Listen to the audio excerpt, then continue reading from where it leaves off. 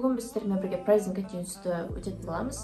Екінші аты progressive деп айтса да болады. Яғни сіздерде тапсырмада немесе сұрақта progressive деп келсе, бұл сіздерде present continuous болып саналады. Present continuous қазіргі уақытта болып жатқан созылыңқы іс-әрекетті білдіреді.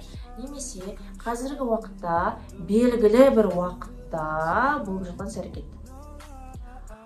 Яғни дәл қазір болып жатыр. Сіздер оны қалай айырасыздар? Word'та әрдайым ing жалғанады. Мысалы, болып жатыр, ол қазір отыр, ол келе жатыр, бәрі бұлар қазір болып жатқан іс-әрекет. Және де оның мезгіл пысықтауыштары now, at the moment, right now, бұларды сіздер кездестірсеңіздер, бұл көбіне сөйлемнің соңында болады, иә? Демек, бұл сіздерде present continuous.